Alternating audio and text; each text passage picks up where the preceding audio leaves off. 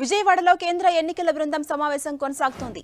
ఎన్నికల సన్నద్ధత, ఓటర్ల జాబితాపై ఈసీ అధికారులు చర్చిస్తున్నారు. ఎన్నికల సన్నద్ధతపై ఈసీ బృందానికి ఒక్కో జిల్లా కలెక్టర్ 15 నిమిషాల పాటు పవర్ పాయింట్ ప్రెజెంటేషన్ ఇస్తున్నారు. తర్వాత ఓటర్ల జాబితాపై నివేదికలు సమర్పించబోతున్నారు. ఇవాళ 18 జిల్లాల కలెక్టర్స్తో ఎన్నికల అధికారుల సమావేశమయ్యారు. రేపు మరో 8 జిల్లాల కలెక్టర్లు, ఎస్పీలతో భేటీ కాబోతున్నారు అధికారులు. అయితే కలెక్టర్లు, ఎస్పీలతో సహా అధికారులందరికీ నోవాటెల్లోనే గదులు కేటాయించారు. సుమారు 52 గదులు బుక్ చేశారు. అధికారులను పొలిటికల్ పార్టీల నేతలు కలవకుండా నియంత్రిస్తున్నారు. సమావేశాలు పూర్తయ్యే వరకు ఎవరిని కలవద్దని అధికారులను ఆదేశించారు.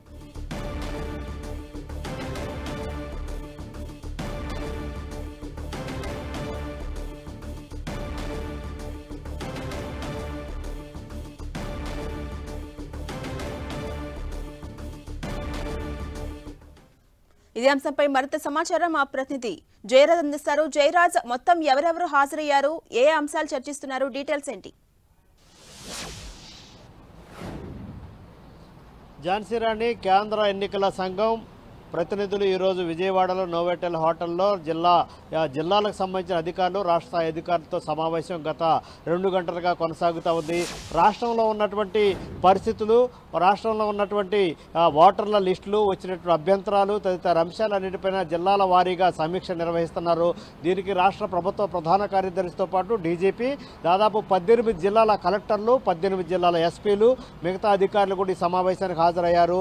దాదాపు 52 రూముల్ని హోటల్లో కేటాయించారు. 2 రోజుల పాటు అధికారులు ఎవరు కూడా బయటికి రాకుండా, అదేవిధంగా అధికారులు, రాజకీయ ప్రతినిధులు ఎవరు కూడా కలవకుండా పూర్తి స్థాయిలో పటిష్టమైనటువంటి భద్రతా నేపథ్యంలో ఈ సమావేశాలు కొనసాగుతూ ఉన్నాయి.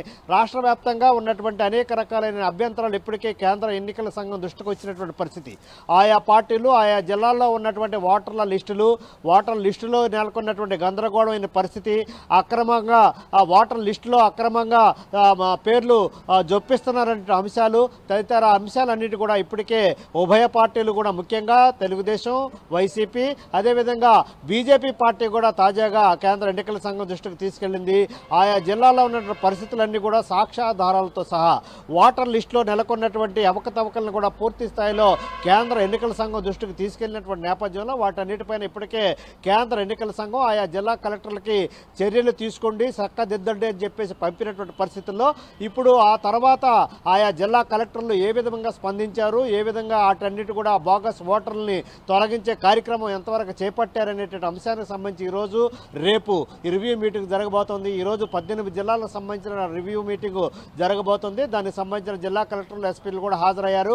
ఒక్కొక్క జిల్లా కలెక్టర్లు 15 నిమిషాల పాటు పవర్ పాయింట్ ప్రజెంటేషన్ ఇస్తా ఉన్నారు. ఇప్పటికి 3 జిల్లాల కలెక్టర్లకు సంబంధించిన పవర్ పాయింట్ ప్రజెంటేషన్ అయితే పూర్తయింది. దాంట్లో మొత్తం జిల్లాలో ఉన్నటువంటి ఓటర్లు ఎంతమంది, మహిళలు ఎంతమంది, పురుషులు ఎంతమంది, యువకులు ఎంతమంది, వచ్చినటువంటి అభ్యంతరాలు ఎన్ని ఉన్నాయి, వాటి చక్కదిద్దడానికి చేపట్టినటువంటి జిల్లా స్థాయిలో తీసుకున్నటువంటి చర్యలు ఏ విధంగా ఉన్నాయి, ఏ విధంగా 2024 ఎన్నికలు ప్రశాంతంగా నిర్వహించడానికి కావాల్సిన ఏర్పాట్లు ఏ మేరకు చేశారు, ఎంతమంది సిబ్బంది అవసరం ఉంటుంది, ఏ ప్రాంతాల్లో సమస్యాత్మకమైనటువంటి ప్రాంతాలను గుర్తించారు, వాటిని కట్టుదిట్టంగా పటిష్టంగా పోలింగ్ ప్రశాంతంగా జరగడానికి కావాల్సిన చర్యలు ఏ విధంగా చేపట్టబోతున్నారు అనేటువంటి అంశాలన్నీ కూడా అటు జిల్లా కలెక్టర్తోనూ, ఇటు జిల్లా ఎస్పీతోనూ కూలంకుషంగా ఎన్నికల సంఘం చర్చిస్తూ ఉంది. దీనికి సంబంధించి కూడా పవర్ పాయింట్ ప్రజెంటేషన్ ద్వారా వివరాలన్నీ కూడా పొందుపరుస్తూ ఉన్నారు, ఎన్నికల సంఘానికి తెలియజేస్తూ ఉన్నారు.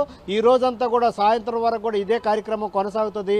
రేపు ఉదయం మరి 10 గంటల నుంచి కూడా 2వ రోజు కార్యక్రమం కొనసాగుతుంది. దీంట్లో 8 జిల్లాల కలెక్టర్లు, 8 జిల్లాలకు సంబంధించిన ఎస్పీలు కూడా హాజరవుతారు. వారు కూడా ఆయా జిల్లాల్లో ఉన్నటువంటి పరిస్థితులు, ప్రభావం, అదేవిధంగా 2024 ఎన్నికలకు సంబంధించినటువంటి కసరత్తు ఇప్పటి వరకు ఏ విధంగా చేశారు, రాబోయే రోజుల్లో ఎంత పటిష్టంగా నిర్వహిస్తారనే అంశాలన్నీ కూడా ఎన్నికల సంఘం ముందు పవర్ పాయింట్ ప్రజెంటేషన్ ద్వారా ఇవ్వబోతున్నారు. Jhansi Rani. Right, thank you Jayaraj.